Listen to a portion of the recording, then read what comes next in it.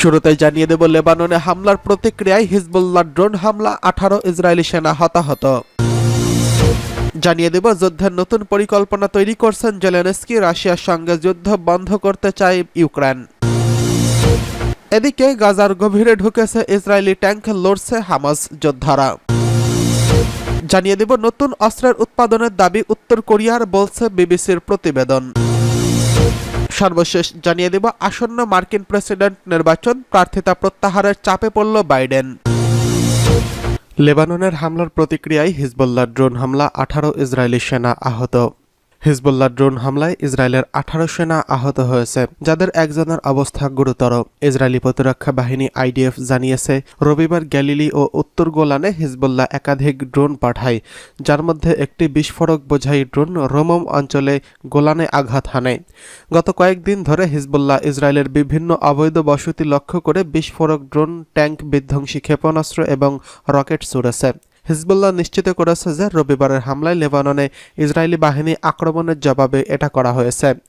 গত বছরের 7 অক্টোবর গাজা ভিত্তিক সশস্ত্র গোষ্ঠী হামাসের সঙ্গে ইসরায়েলের যুদ্ধ শুরু হলে পরের দিন থেকেই হিজবুল্লাহ ইসরায়েলের বিভিন্ন বসতি লক্ষ্য করে হামলা চালাতে শুরু করে। যুদ্ধ শুরুর দিকে সীমিত আকারে হামলা চালালেও সাম্প্রতিক মাসগুলোতে এর তীব্রতা বৃদ্ধি পেয়েছে।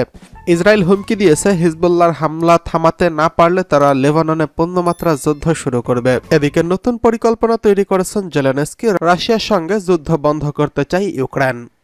রাশিয়ার সঙ্গে যুদ্ধ বন্ধ করতে চান ইউক্রেনের প্রেসিডেন্ট ভলোদিমির জেলেনস্কি। এই জন্য একটি সমন্বিত পরিকল্পনা তৈরি করেছেন তিনি। কিয়েভের একটি সংবাদ সম্মেলনে জেলেনস্কি বলেন, যুদ্ধ থামাতে আমরা কূটনৈতিক উপায়ে কাজ করছি।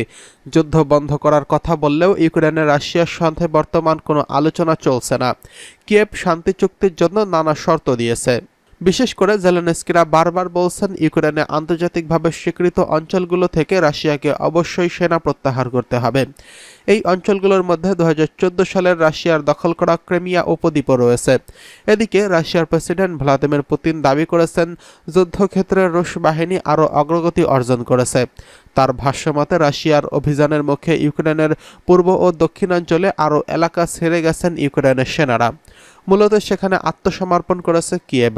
ওই এলাকাগুলো বর্তমানে রুশ বাহিনীর দখলে রয়েছে। বর্তমানে ইউক্রেনের প্রায় 25% এলাকা রাশিয়ার নিয়ন্ত্রণে রয়েছে। এছাড়া 2022 সালে দেশটির 4টি অঞ্চল বিতর্কিত গণভোটের মাধ্যমে রাশিয়ার সঙ্গে অন্তর্ভুক্ত করা হয়েছে। এদিকে গাজার গভীরে ঢুকেছে ইসরায়েলি ট্যাঙ্ক, লড়ে যাচ্ছে হামাস। যুদ্ধবিরতি আলোচনায় দৃশ্যত কোনো অগ্রগতি নেই। অবরুদ্ধ গাজা উপত্যকায় এখন সমান তালে চলছে ইসরায়েলি আগ্রাসন। হামাস সহ ফিলিস্তিনি প্রতিরোধ গোষ্ঠীগুলো লড়াই চালিয়ে যাচ্ছে সাধ্যমতো। তীব্র প্রতিরোধের মুখে পিছু হটছে না ইসরায়েলি বাহিনী। এবার তারা গাজায় আরও গভীরে প্রবেশ করার চেষ্টা করেছে।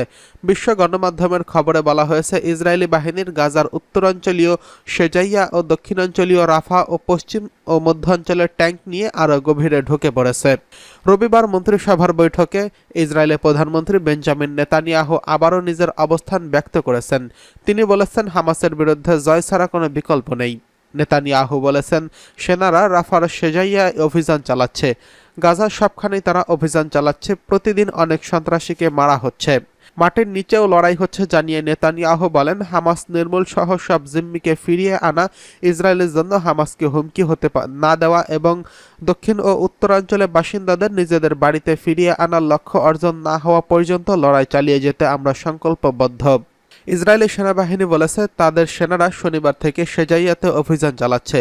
এতে বেশ কয়েকজন ফিলিস্তিনি বন্দুকধারী নিহত হয়েছেন। হামাসের সামরিক শাখা ও ইসলামিক জিহাদ শেজাইয়া ও রাফাতে তুমুল লড়াইয়ের কথা জানিয়েছেন।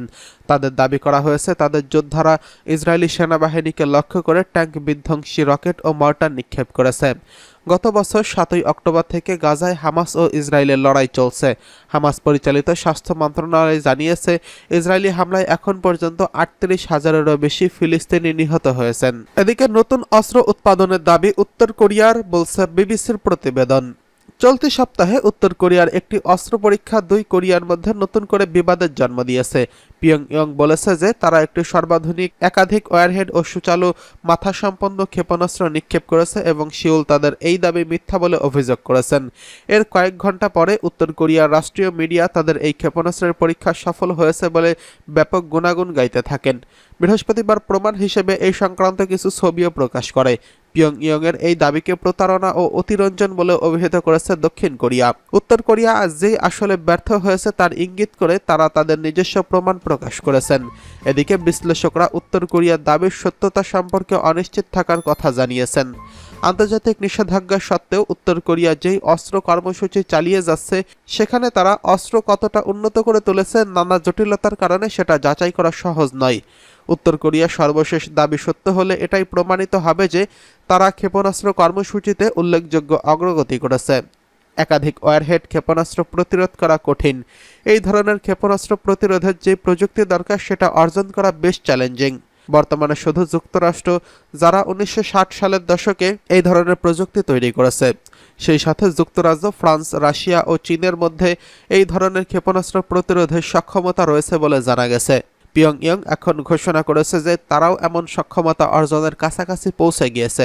উত্তর কোরিয়া শেষ পর্যন্ত MIRV সক্ষমতা অর্জন করতে পারে কিছু সময়ের জন্য, এমন সম্ভাবনার কথা জানিয়েছে বিশেষজ্ঞরা। MIRV হলো আলাদাভাবে একাধিক লক্ষ্যে নিক্ষেপ করা যায় এমন অনুপ্রবেশকারী পুনঃপ্রবেশকারী যান। এটি এমন এক প্রযুক্তি যেখানে একটি ক্ষেপণাস্ত্রের সাথে বেশ কয়েকটি ওয়ারহেড যুক্ত থাকে যা উৎক্ষেপণের পরে আলাদা হয়ে যায়। এরপর ওয়ারহেডগুলো তাদের নিজস্ব রকেট দ্বারা পরিচালিত হয়ে বিভিন্ন লক্ষ্যবস্তুতে আঘাত হানে। এই ওয়ারহেডগুলো বিভিন্ন গতিতে একাধিক দিকে ছিটকে যায় এবং একে অপরকে কয়েকশো কিলোমিটার দূরের লক্ষ্যবস্তুতে আঘাত করতে সক্ষম হয়। এই বৈশিষ্ট্যের কারণে অস্ত্রটিকে বিশেষভাবে কার্যকর বলে বিবেচনা করা হয়। বৃহস্পতিবার পিয়ংইয়ং বলেছে যে তারা সফলভাবে প্রতিটি মোবাইল ওয়ারহেড আলাদা হওয়া এবং দিক নিয়ন্ত্রণের পরীক্ষা করেছে। একটি মধ্যম পাল্লার কঠিন জ্বালানি ব্যবহার করা ব্যালিস্টিক ক্ষেপণাস্ত্রের যেই প্রথম পর্যায়ের ইঞ্জিন ব্যবহার করা হয়, এই অস্ত্রে সেটি ব্যবহার করা হয়েছে। সেই সাথে এতে 3টি ওয়ারহেড এবং একটি ডিকয় স্থাপন করা হয়েছে বলে জানা গেছে। আসন্ন মার্কিন প্রেসিডেন্ট নির্বাচন, প্রার্থিতা প্রত্যাহারের চাপে পড়েছে বাইডেন। যুক্তরাষ্ট্রের প্রেসিডেন্ট নির্বাচন থেকে সরে দাঁড়াতে জো বাইডেনের প্রতি জোরালো আহ্বান জানানো হচ্ছে। এবার প্রভাবশালী পত্রিকা নিউ ইয়র্ক টাইমসের সম্পাদকীয় বোর্ডও তাকে স্বেচ্ছায় সরে যেতে আহ্বান জানিয়েছেন।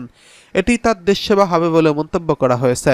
নির্বাচন সামনে রেখে প্রতিদ্বন্দ্বী ডোনাল্ড ট্রাম্পের সঙ্গে প্রথম বিতর্কে ধরাশয়ী হওয়ার পর জো বাইডেনের এই ধরনের আহ্বানের মুখে পড়েছেন। অনেকে সরাসরি তাকে দুর্বল বলেও আখ্যায়িত করেছেন, এমনকি তার নিজ দল ডেমোক্র্যাটদের কর্মীরাও হতাশ। আনাদোলু এজেন্সি, রয়টার্স ও CNN এর প্রতিবেদনে বলা হয়, আসন্ন নির্বাচনে তাকে সরে দাঁড়িয়ে অন্য ডেমোক্র্যাটদের সুযোগ দেওয়ার আহ্বান জানিয়েছেন প্রভাবশালী পত্রিকা নিউ ইয়র্ক টাইমসের সম্পাদকীয় বোর্ড। কারণ বাইডেনের শারীরিক অবস্থা লড়াই করার মতো নয়। তিনি সরে গেলে চ্যালেঞ্জের মুখে পড়বেন বাইডেন। অন্যথায় ট্রাম্পের সঙ্গে লড়াই করার যোগ্যতা বাইডেনের নেই।